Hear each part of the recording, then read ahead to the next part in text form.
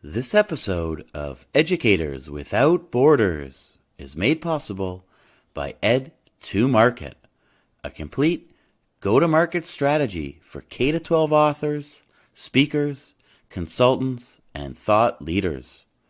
Learn more at edtomarket.com.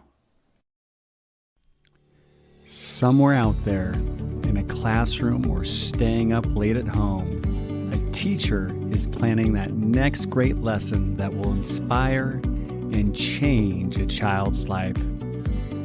Whether they're looking for new, innovative ways to engage and motivate students, or connecting learning to real life in a hands-on way, it's always with the end in mind and the context of global citizenship and advancing our humanity. Join us on our search for leading voices in education across the globe as we convene to talk about the topics that matter and inspire all educators in the pursuit of that next great lesson. Welcome to Educators Without Borders, presented by SchoolRubric.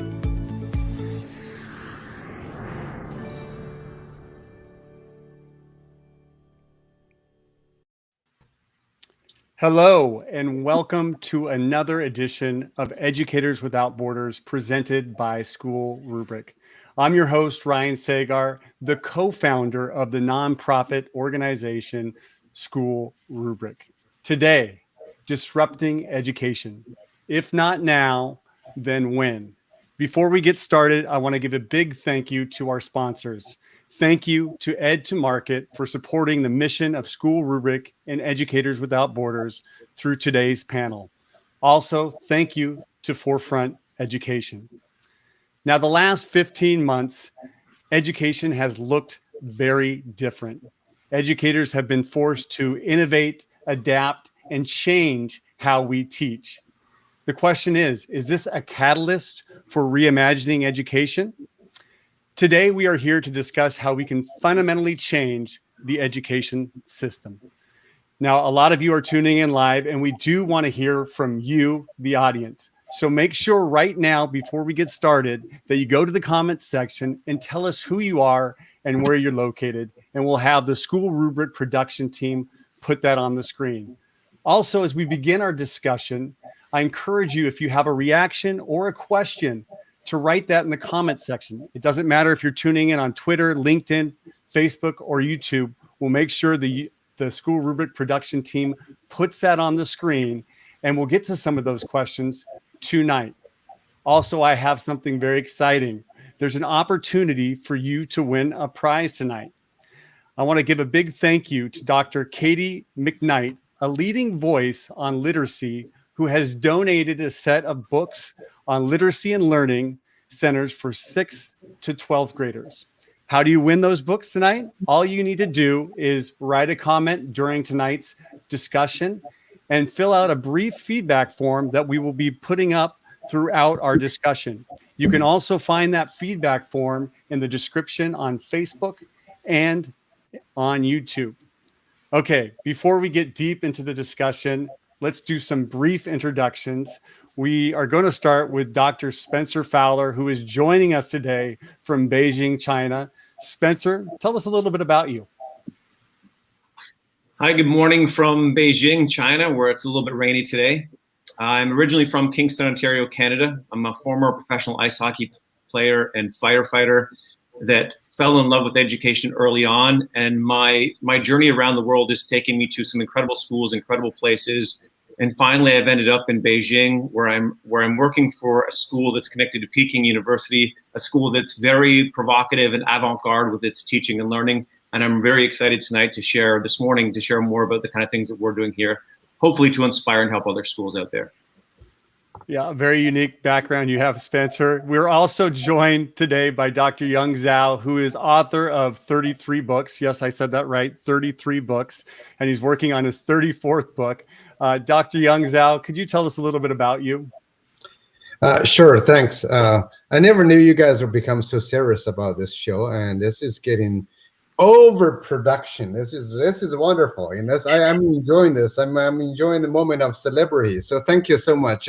I'm Yong Zhao. I'm a professor at the University of Kansas and the University of Melbourne.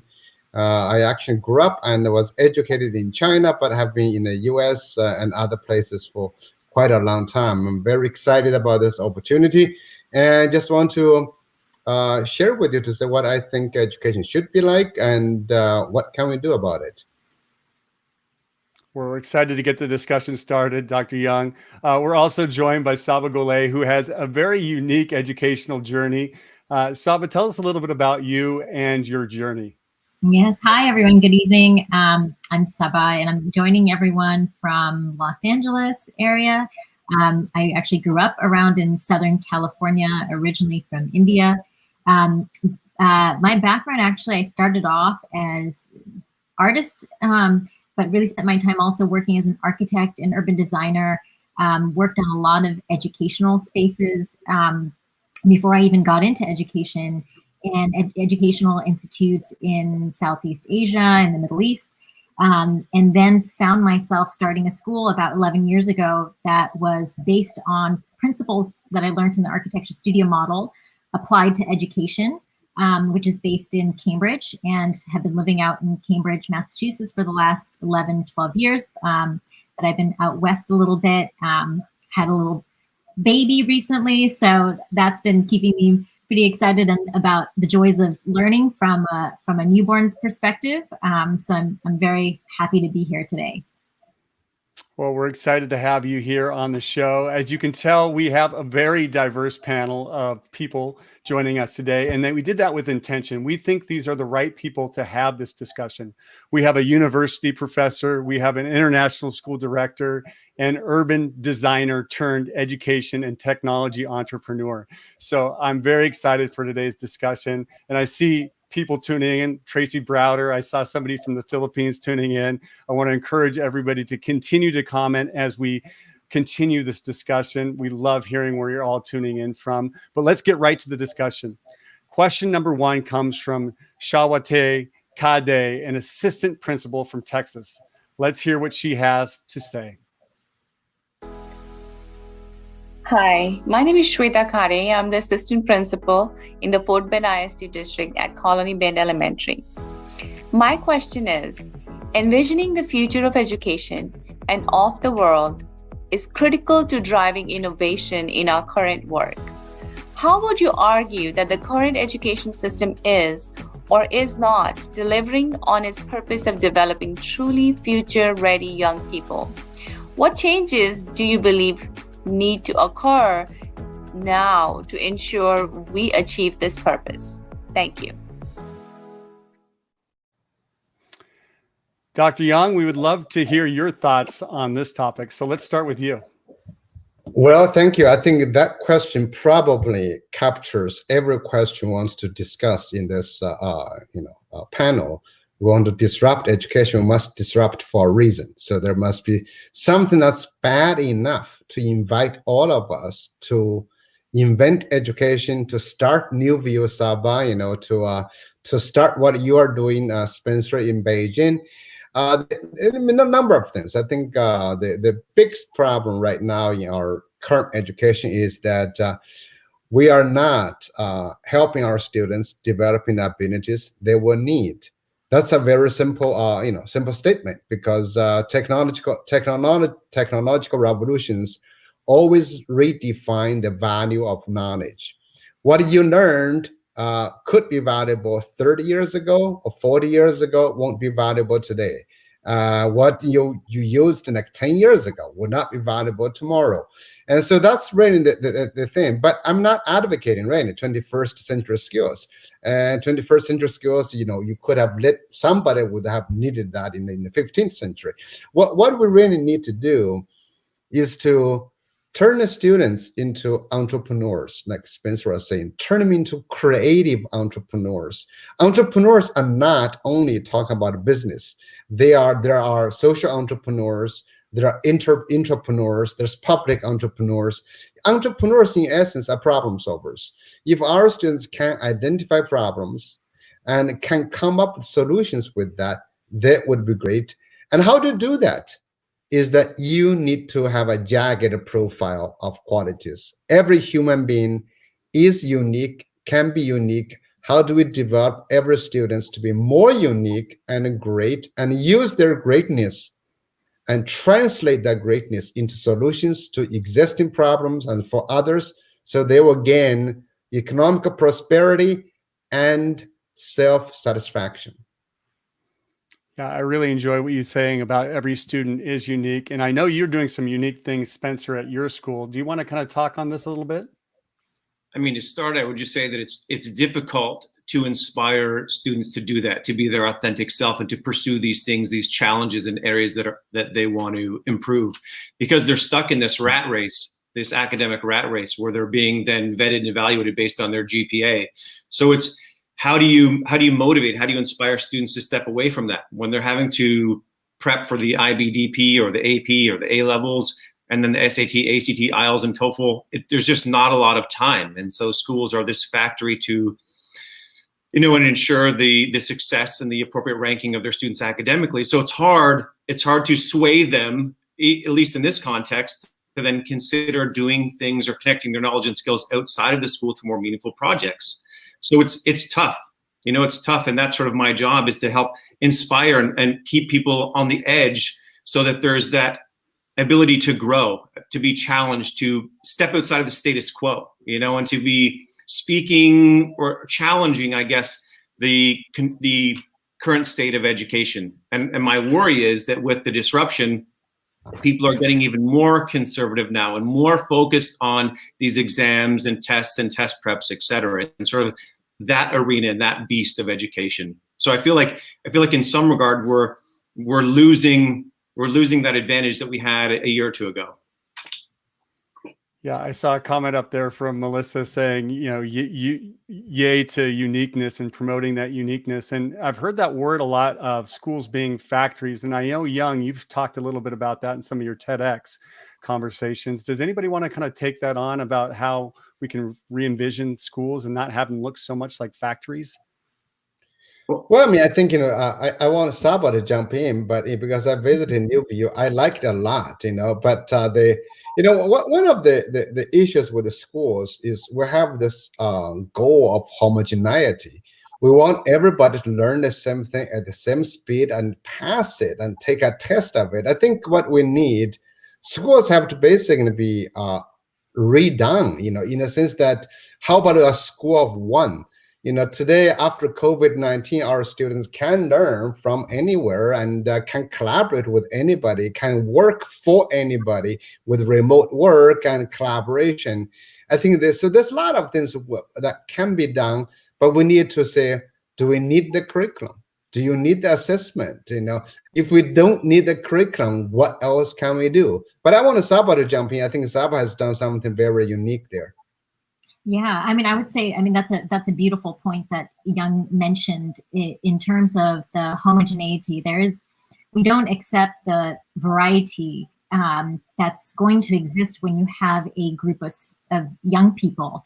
They're not all starting at the same level. They don't have the same interests. They don't have the same backgrounds. And that, to me, is a big asset. And so when we started Newview 11 years ago, the whole idea was to bring together middle school students, high school students, different age groups, break down the barriers that exist, these superficial, even grade designations, and really get them to collaborate around projects and bring their experiences, their interests to bear on these collaborative projects that they were working on.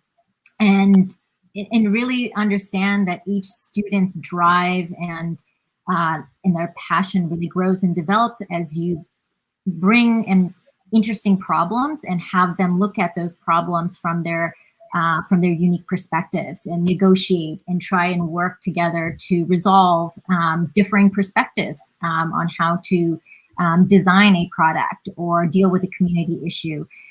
So I think that piece is really transformational from a school perspective, is if you take the student and really think of them, not that they need to reach this particular place by the end of 4 years, but realize that each student has their own student journey. And that brings into question, what does assessment look like then? How are we evaluating students? How are we able to really showcase and highlight a student's journey? Is it a portfolio? Are there other means and methods that you can showcase their work? So that I'm gonna stop there for a second.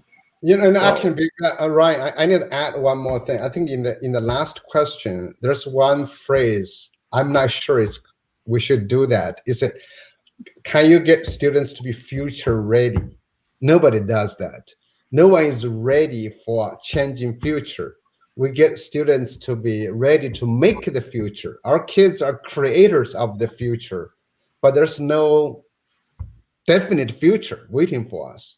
That's unpredictability, that's volatile, we don't know. So that's why I say we prepare children to make the future for us. I like that comment about students creating the future. Well, let's move into question 2. And this comes from Paul Fachman, who is the head of school at Frankfurt International School. Let's roll question number 2. Hello, Paul Fachman from Frankfurt International School. What is the lens by which you believe we should be looking at the positive effects of educational disruption?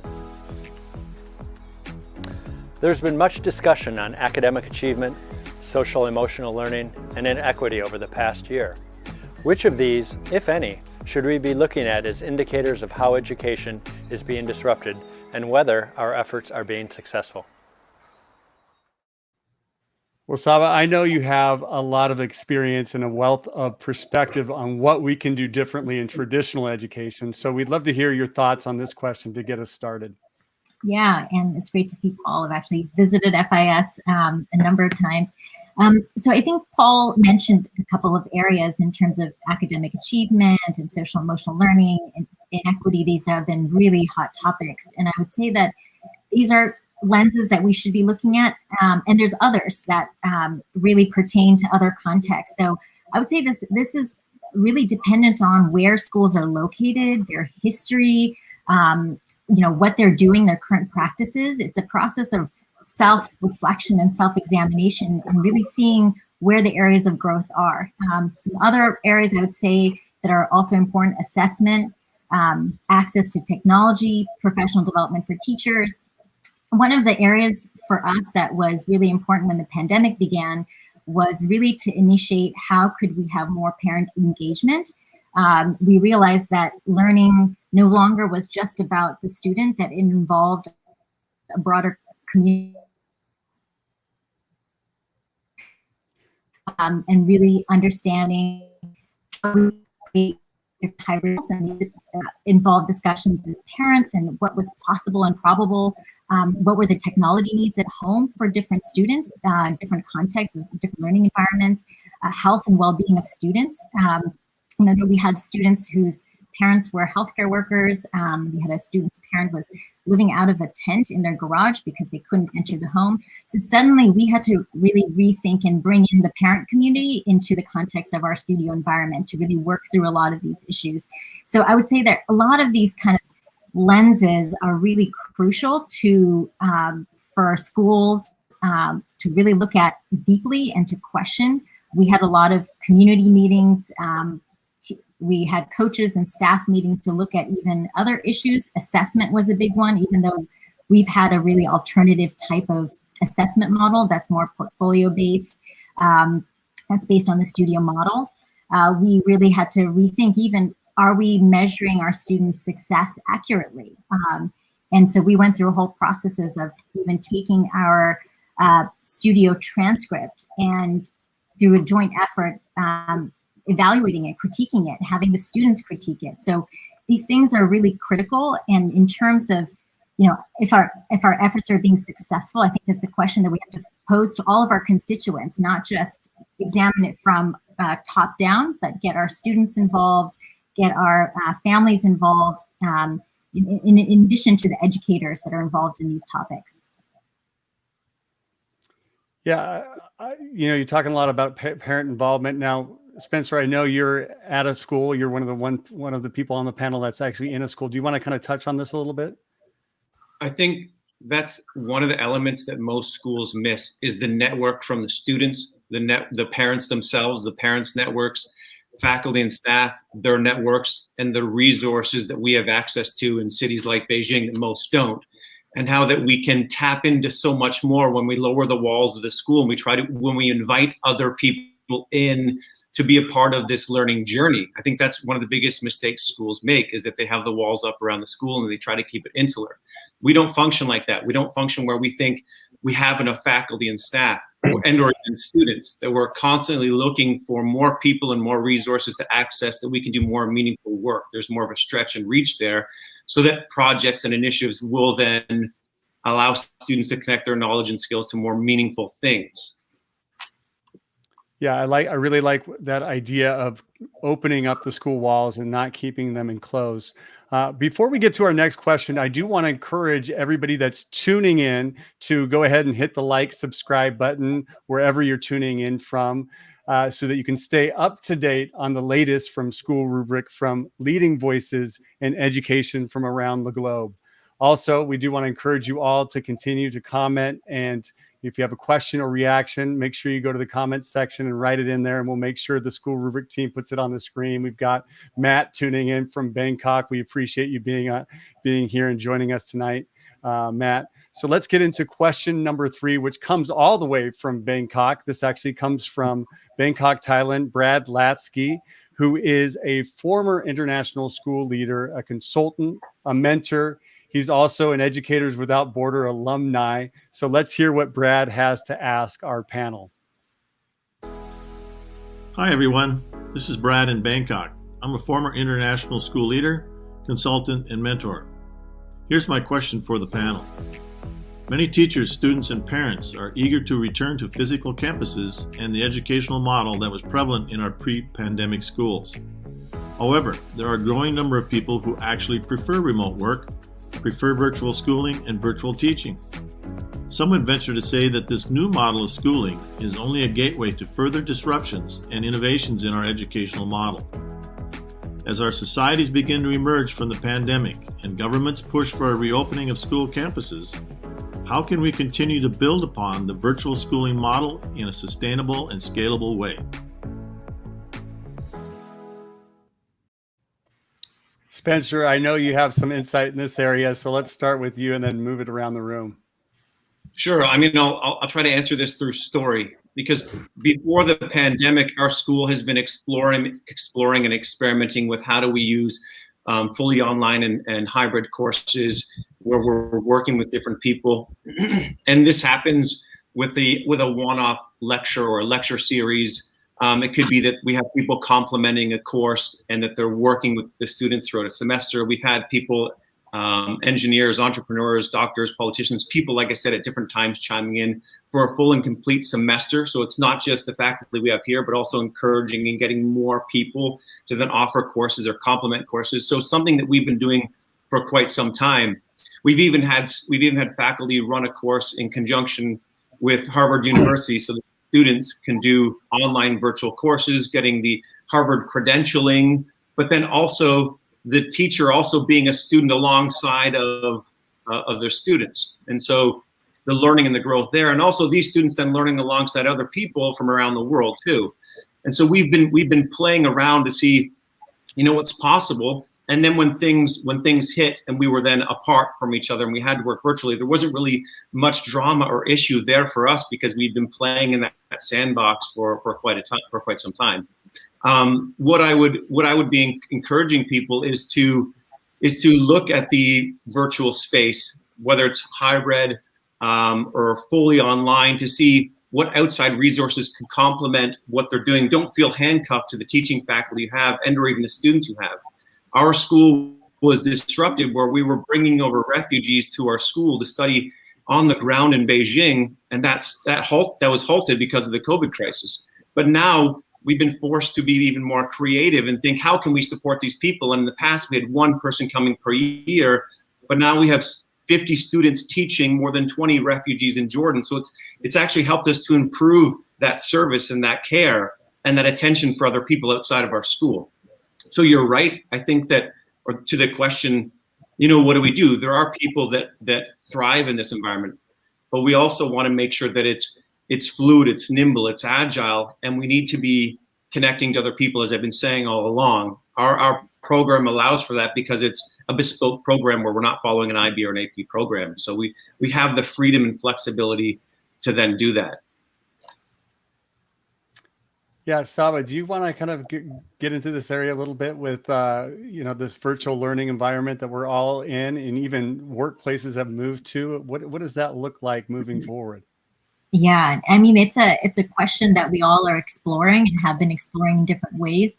I know at NewView, really a big question for us was, since all of our studios are hands-on, project-based, students are working collaboratively, the big question was, how does this translate into a virtual environment when students are sitting side by side, building, designing, sharing sketches, being able to critique and share ideas. And part of that, shift to virtual was really facilitated partially by technology. We had a platform that we were using where students could be collaborating, but a big portion was like, how could we translate that hands-on piece, that physical prototyping and fabrication work, in spaces where students were now in their homes. And so we coming up with new ways to enable students to still do that type of work. And for us, that translated into these send home maker kits that were specialized to certain studios. So if we were doing a studio that was more based around synthetic biology, we would send these sort of prepackaged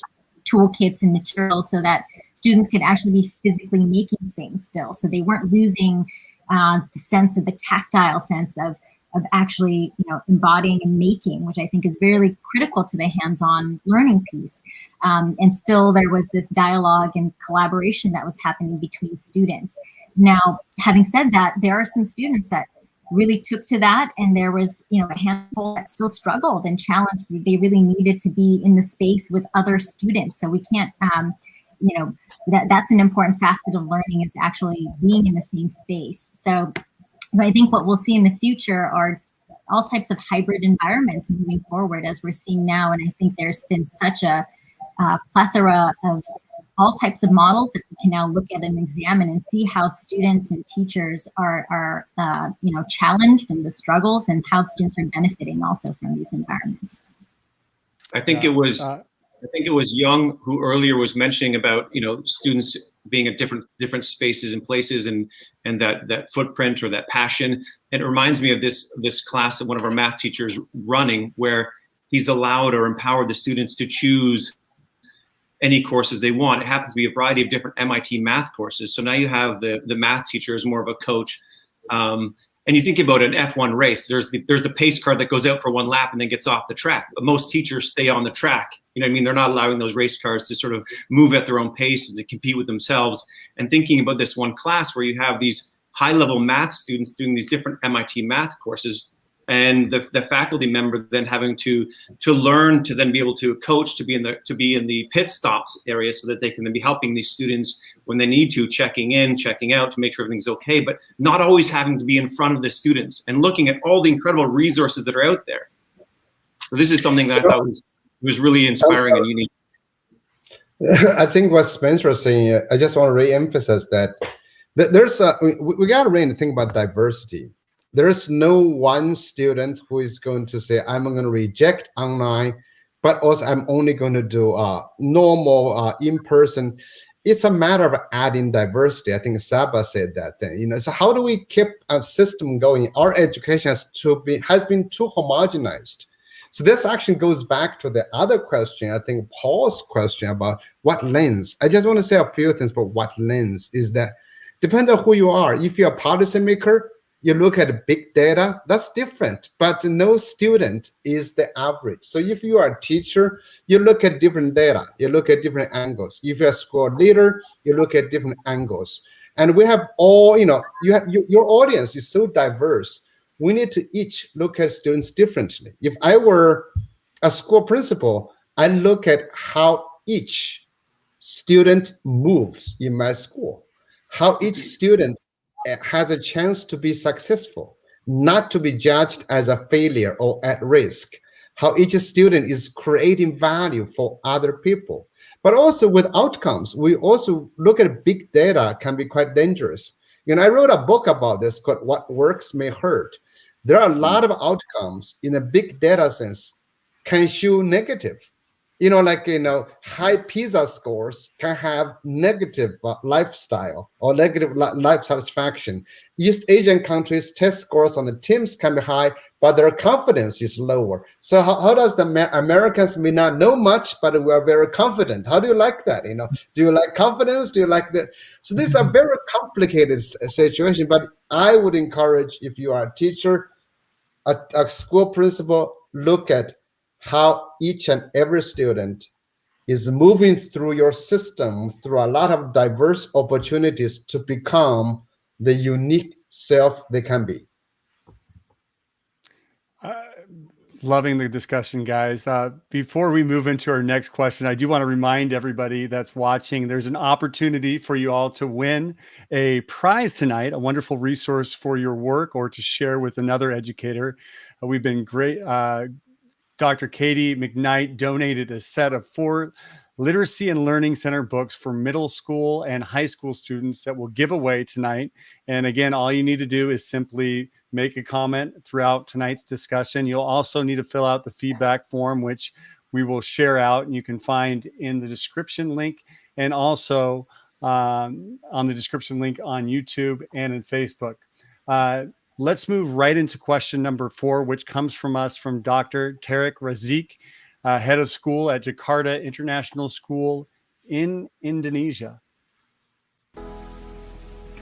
Hello, my name is Tarek Razik. I am the head of school at Jakarta Intercultural School. There is a saying, systems don't change because we identify them. They change because we disrupt them.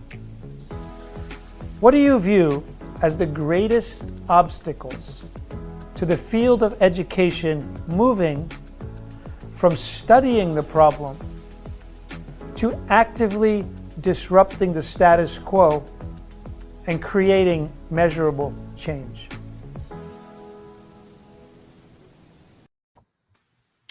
Well, let's start with you, Saba, given your background in innovation and changing the status quo for education.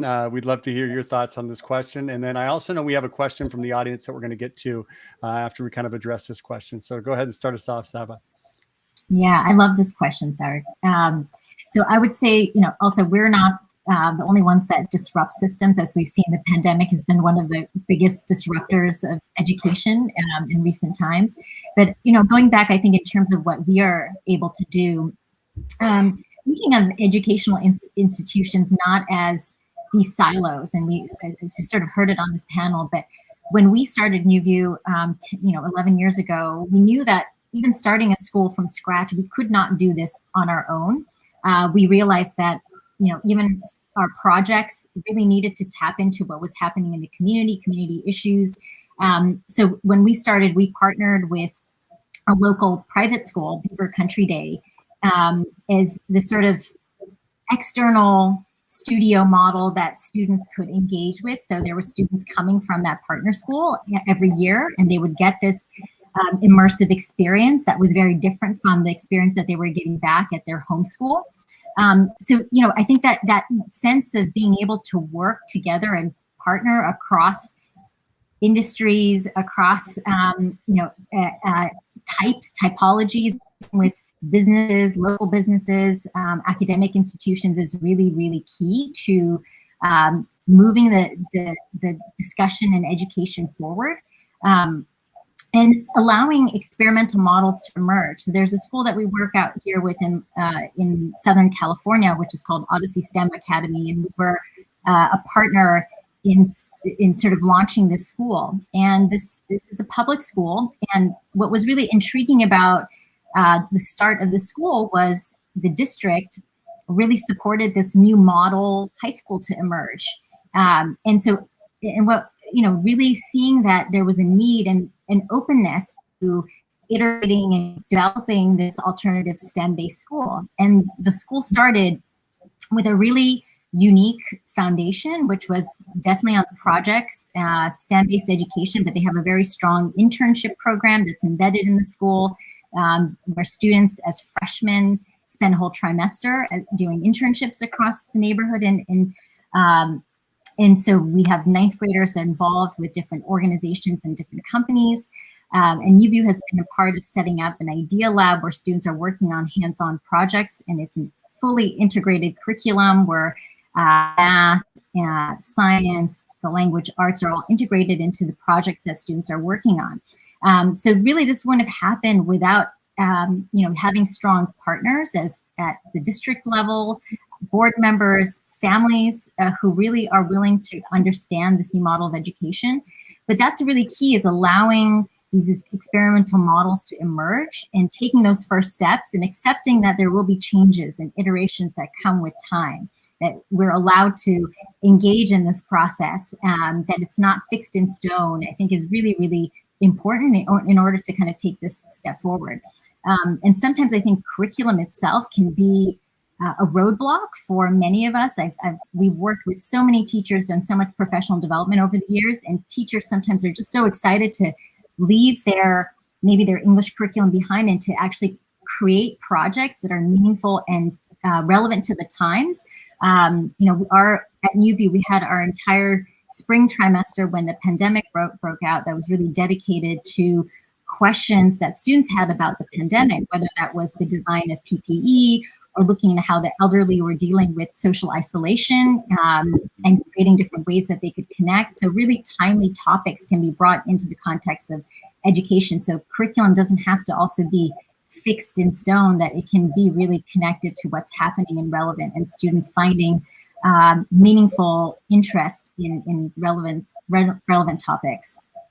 Yeah, I like how you're kind of giving some very concrete examples of what you're doing to disrupt education. We do have a question from the audience that kind of addresses this kind of how we've been very broad and generic where education is with some of these topics. And I want to put this on the screen. It says, what you've been saying is quite broad and generic, whereas education is highly controlled by political bodies around the world.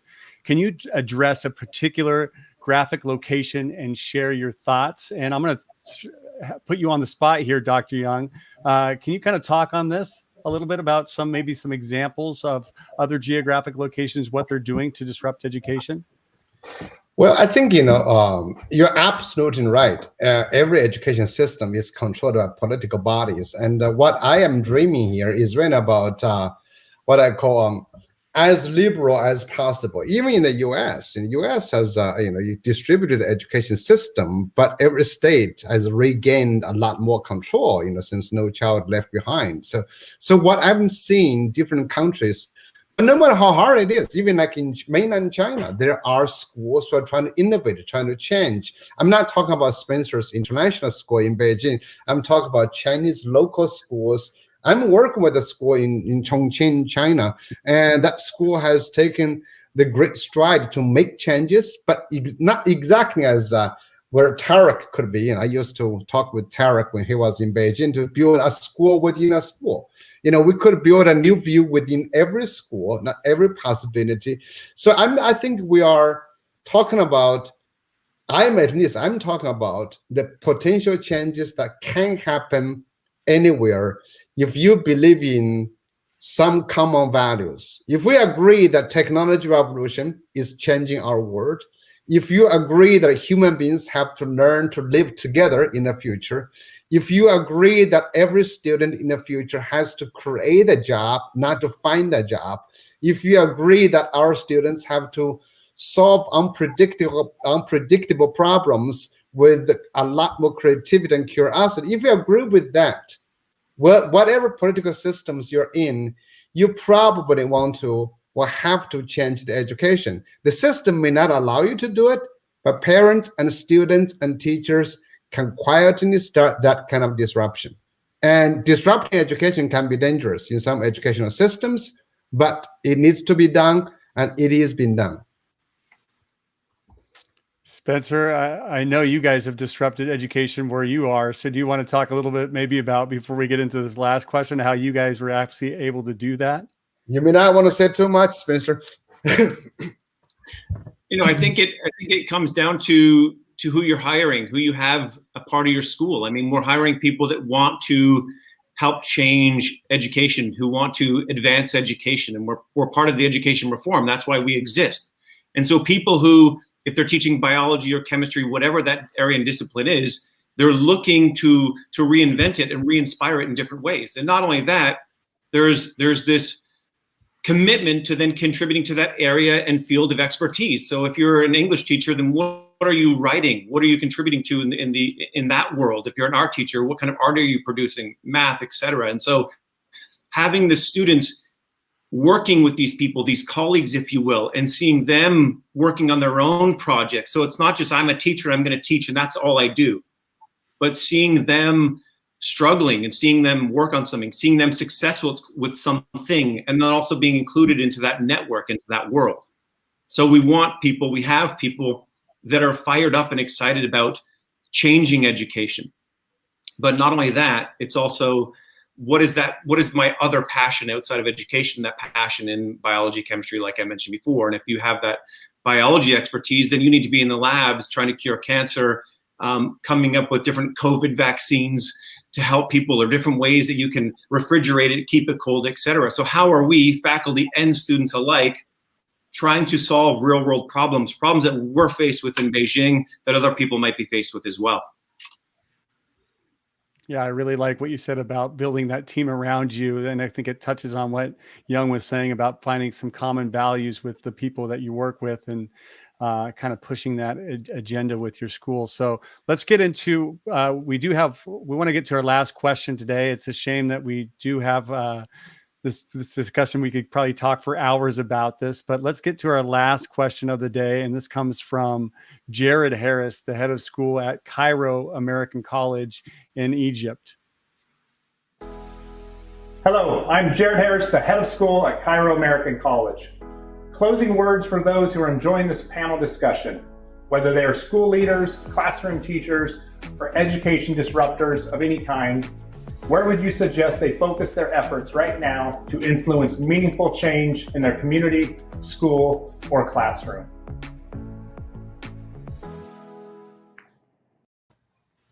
So great question. And for this question, we do want to hear from all of you. We're going to start with you, Spencer. So what are your final words to the audience out there to compel them to take action and disrupt education?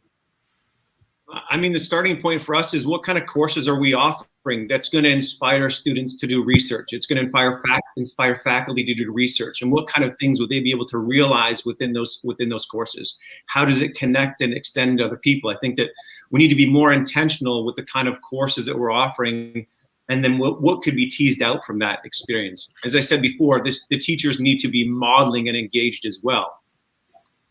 So that would be something that I would be the seed that I'd be hoping to plant here on this platform today. Dr. Yong Zhao?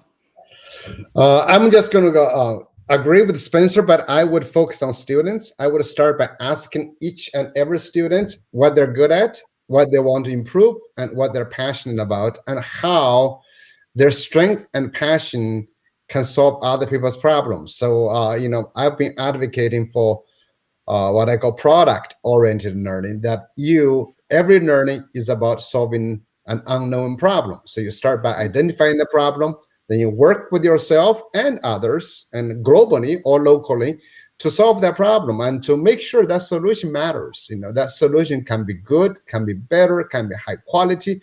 So think about that, solving unknown problems, debating about the problem, come up with a solution, revise the solution towards the end. Great. Saba? Yeah, I think those meaningful learning experiences really start at home. And I would say curating the studios, the topics, and the bigger questions that students are answering. And oftentimes, again, it comes from looking within our city or in our community as to what are some of those hot topics and what are the issues that are most relevant. So we've had students who became really passionate and interested in questions of accessibility in terms of how can you design products that are truly accessible, or that can really serve to improve one person's life. And just through that, through working through with another individual to help them, I think that process builds a lot of these really important social, emotional skills, being able to empathize and really see the world from somebody else's perspective. Our students right now are having to, they're developing this art piece, this accessible art piece in our local playground in the city of Cambridge. They're working with the city of Cambridge and going through that whole process. And it's a very long-term project. But again, I think these topics are really, you can bring them in from what's happening right in your own neighborhood and engaging student interest from there. I think it's a really powerful tool of learning. Well, I like what Yao said. I like what Yao said, but I wouldn't let the teachers off the hook. I think we need to be asking them too. Like, what is it that they're passionate about? What is it that they're talented in? What is it that they want to try to uncover and improve as well? I feel like they have to have those projects too. It can't just be the students. Agree. So both the students, the teachers, and guys, this has been a wonderful discussion. I want to thank every one of you on the panel tonight. I also want to thank everybody that tuned in live. A big thank you to our partners, Ed2Market, Forefront Education, and Dr. Katie McKnight, who was so gracious to donate those books for us. And we will be announcing the winners shortly by tomorrow, and we'll get that book set out to tonight's winners. So make sure that you fill out the feedback form if you did comment throughout tonight's panel. But the conversation that we're having here, it doesn't stop here. We have a great opportunity to continue this conversation. I encourage everybody that's watching to join SchoolRubric's Facebook group, Global Educators Network, and continue the conversation that we're having here. That's how we learn and grow as educators. It's a great place to go and connect with educators from around the world. I also want to share with you, as we are getting ready to do our first Spanish Educators Without Borders, Educadores Sin Fronteras, and we are really excited about this. It's global reach of connecting the dots of everybody from around the world and learning from each other. And that's really what SchoolRubric is about, is connecting educators from all walks of life and learning from each other. This unique dialogue, I know, has got me thinking a lot about the future of education. What does the future of education look like? What does the future of your school look like? What does the future of your teaching journey look like? I want to encourage everybody that tuned in live tonight to reflect on the ideas and discussions we heard here today and develop creative solutions. Let's bring that entrepreneurial spirit and attitude to create that future that our kids deserve. Thank you.